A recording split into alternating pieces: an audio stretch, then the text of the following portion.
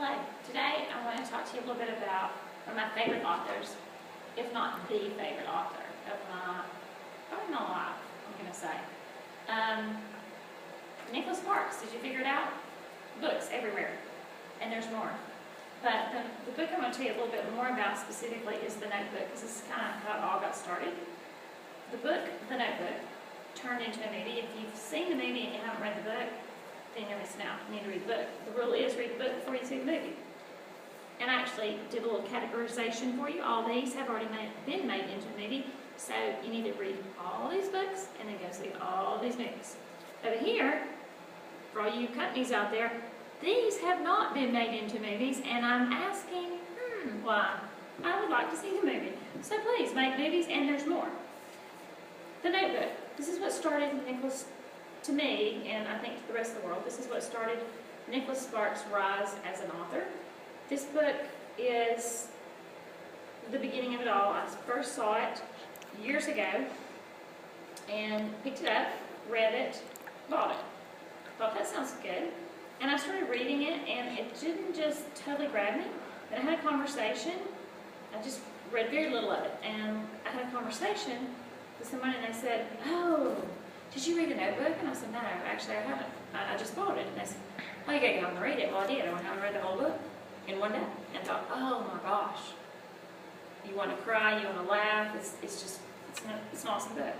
It's the story. It's kind of an unexpected but truly touching love story between Noah Calhoun, a Southerner, and it's set around World War II, which would be in the 1940s, end of the 1940s, 1946 to be exact, and his unsuspecting love, it's the love of his life, Allie Nelson. It was set, they met before World War II, and then they have an opportunity to meet again later after World War II. It is an incredibly touching love story, and the movie's wonderful as well. However, I've got to tell you how this got started. This was based on his wife's grandparents' life together and love for each other. So it was, when I read it, I was just completely enthralled, but it makes total sense when I now know a little bit more about the author, which is what we're going to learn about. This is a picture of Nicholas Sparks, printed right off the internet.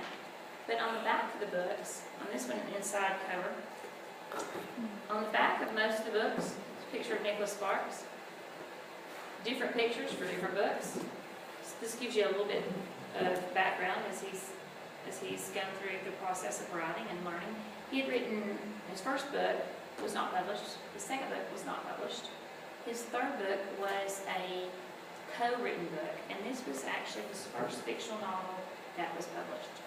So, and again, this was like, you couldn't hit it any bigger than this. You couldn't hit it out of the park. So, any better, and he did it, and he continues.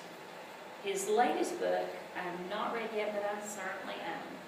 As soon as his books come out, they download to my Nook at midnight, and they also buy a copy. Thanks to my precious daughter. Most all of these books are signed, and I had an opportunity to meet him.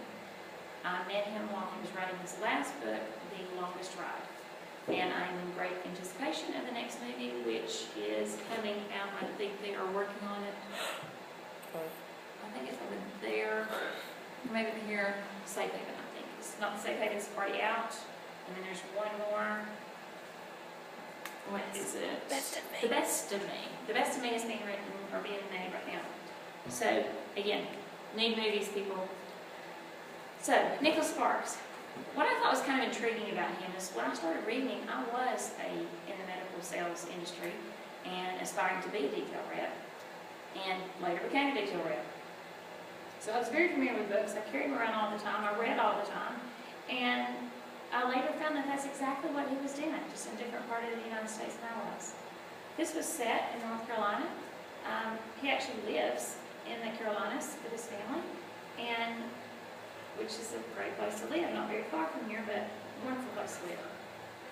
He has, his 18th novel is, like I said, The Longest Ride, many of which have been made into movies. He's been a very successful career that I hope continues. I wish he'd write a little bit more, maybe 2 a year. but I do look forward to every one I get, a year, one or two, and I love to see his movies come out. I'm usually at the very first viewing, if I can possibly arrange it. But I thought what was intriguing about him is his books were so heartfelt. You go through them and you see like Message in a Bottle, and you read it and you just thought, oh, it's so touching. And then Walk to Remember. If you can't love that book, I can't help you. Dear John, oh my gosh, what a great thing. And I just keep going on. So I always wondered after I'd read them, I think, man, where does he get all these awesome ideas? And how do they feel so very real? I have a little bit of an idea on that, but I can't share that. I'm not going to share that. You need to read some of his books. 3 Weeks with My Brother is a great book to read. It's a nonfiction book, but you can't read it until you read all these. So, because it kind of tells you a little bit, gives you some backside, some kind of behind the view ideas on where some of these stories came from and how they are so incredibly heartfelt. So he is an awesome author. I did have the opportunity to meet. So again, most of them are signed, and incredibly nice guy. So thank you for your time. I hope you enjoyed it. I hope you'll get busy reading and making some movies.